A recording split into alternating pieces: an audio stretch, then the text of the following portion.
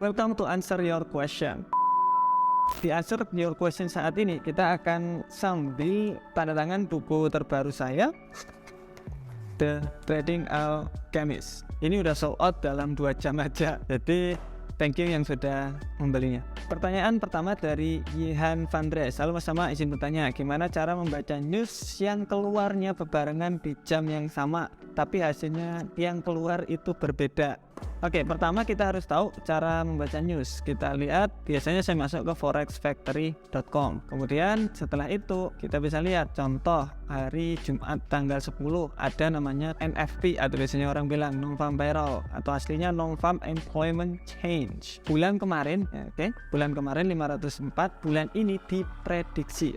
Prediksi akan ada 224. Maksudnya gimana? Ada 500 orang yang bekerja. Bulan ini diperkirakan semakin sedikit. Berarti perekonomian US dollar bakalan akan rendah. Emas bakalan ada kenaikan, katanya Forex Factory di jam 8.30.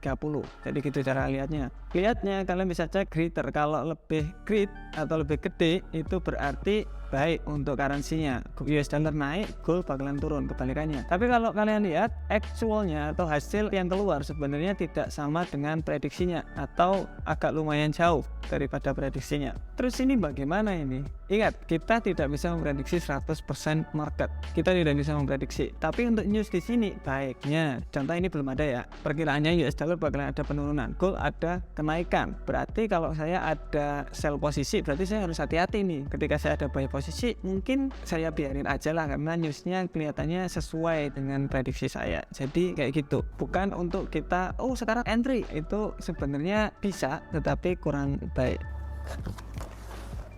Oke, Mas Tama, kalau Fibo di TradingView harus dirubah lagi atau settingan di TradingView aja? Kita sering banget gunain Fibo. Saya suka banget untuk Fibonacci, nggak tahu kenapa. Orang banyak yang nggak suka, tapi saya benar-benar suka. Ini gold kemarin kita prediksi di 1950 udah terkena, target selanjutnya di 2000. Saya gunainnya juga ini key level di sini. Saya juga gunain Fibonacci. Fibonacci bisa kalian klik di sini. Ini diklik, kemudian ditarik. Ada video tutorialnya di channel, banyak banget untuk Fibonacci. Apakah kita harus ubah? Jawabannya adalah saya ubah beberapa. Jadi saya hilangkan semua dulu, kemudian saya centang yang saya butuhin 78,6, 61,8, 1 dan 0 dan minus 0,27. Ini saya bikin sendiri untuk TP biasanya. Buat apa? Biar nggak terlalu banyak dan kita itu ada sistem buat entry. Ketika masuk di area situ saya buy, kalau nggak ada ya udah gitu loh maksud saya. 78,6 bisa buat stop loss. Jadi sebenarnya alasannya itu seperti itu. Kita ada Fibonacci untuk lebih gampang kita entry biar nggak ribet. Kalau kita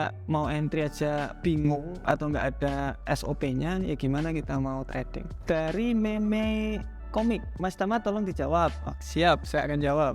Sewaktu Mas Tama loss trading 400 juta, kemudian memperbaiki keuangan Mas Tama selama 2 tahun. Apakah selama 2 tahun Mas memperbaiki keuangan Mas Tama masih melakukan trading atau berhenti sejak selama 2 tahun? Oke, jawabannya adalah saya nggak punya uang. Setelah loss 400 juta itu saya nggak punya uang sama sekali. Tapi saya punya debt, saya punya hutang, dan keberuntungan saya masih mempunyai pekerjaan. Istri saya juga masih kerja. Jadi saya berhenti trading dulu, kemudian saya perbaiki dulu tuh mindsetnya. Itu saya nabung. Jadi contoh gaji 50 juta, emang di luar negeri kan besar. Saya bukan orang munafik, tetapi gaji di sana memang lumayan gede karena saya kesana juga pengen merubah hidup.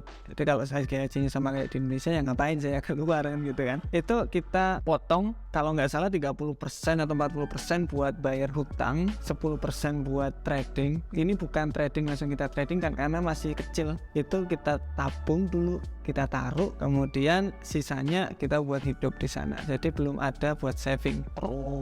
Untuk beberapa bulan setelah modal terkumpul, saya masuk lagi dengan pikiran yang benar-benar fresh dan psikologi yang lebih baik, karena itu kayak nonjok saya di muka, berat banget. Jadi kalau kalian ada di posisi saya dulu, mending santai dulu, relax, kemudian perbaiki cara tradingnya sebelum kalian itu masuk ke trading lagi, karena nggak masuk akal kalau kalian sedang hancur kalian trading lagi malah hancur. Mending nyantai dulu aja, kemudian banyakin tuh, saya dulu banyakin motivasi dulu. Dari KYYIT, masalah saya masih bingung sama konfirmasi pembalikan arah. Contoh seperti di chart itu tren lagi turun terus membuat rejection head and shoulder, good. Trend line ke break, tetapi pas sudah break support resisten di itu naiknya nggak lebih tinggi dari support utama sebelumnya. Gimana tuh dari market structure lebih rendah bukan lebih tinggi? Oke, masuk ke pertanyaan lumayan ini. Ada pergerakan penurunan kayak gini. Oke, ketika kita tarik trend line, ini udah head and shoulder nih.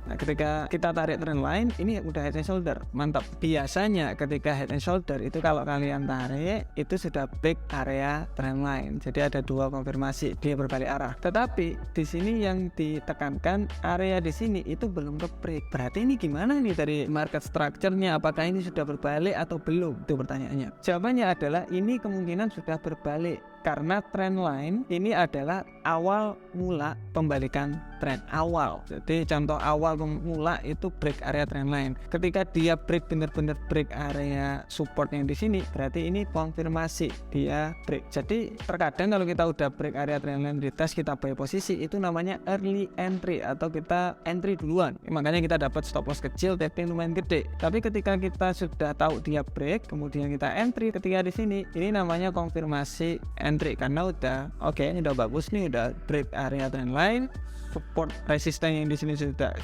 break, berarti trennya dari turun berubah menjadi naik. Begitu aja sih, semoga membantu. Oke, dari Hendrawan Sukoco CH, mantap. Juragan siap Pak.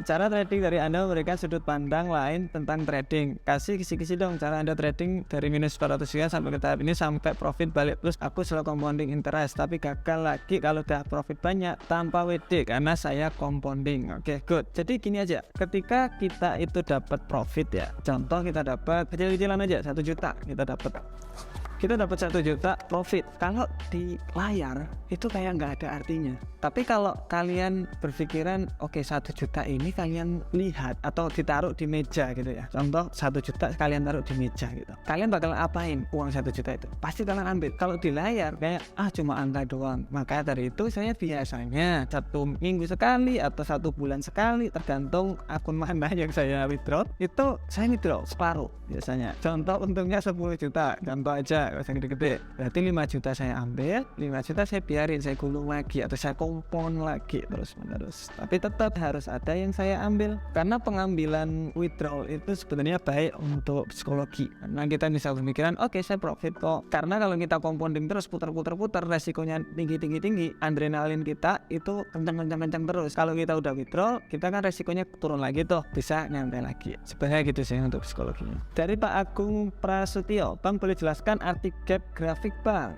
Dengan cara entry-nya gimana? Terima kasih banyak sebelumnya. Oke, gap trading. Gap itu sebenarnya ketika hari Senin, kan hari Sabtu Minggu tuh libur tuh. Saya market kayak gini contoh. Jumat nih, kemudian hari Minggu ternyata dia naik. Di sini membentuk gap atau lubang. Ini buat apa? Karena hari Sabtu dan Minggu itu pasar masih jalan, broker kita tutup. Makanya dia kayak loncat gitu harganya. Dan orang biasanya trading waktu gap di sini. Jadi biasanya market itu kembali ke situ. Apakah iya? Jawabannya tetap, yaitu probabilitasnya berapa, cara entry-nya bagaimana Pak. Kalau saya mending nggak usah cari-cari entry waktu gap, tapi kalian cari entry waktu kalian mau entry. Maksudnya gimana? Kalian udah punya trading plan-nya kalian sudah katakanlah bullish saya buy, bearish saya sell, simple aja, pakai trend line, support resisten, beres. Ketika ada gap, kalian berubah strateginya, ngikuti gap tadi. Mending nggak usah lah, ngikuti tetap trading plan aja, nggak usah aneh-aneh. Itu dari saya. Jangan lupa untuk komentar di bawah karena kita selalu jawab pertanyaan Anda, dan see you next video. Bye bye.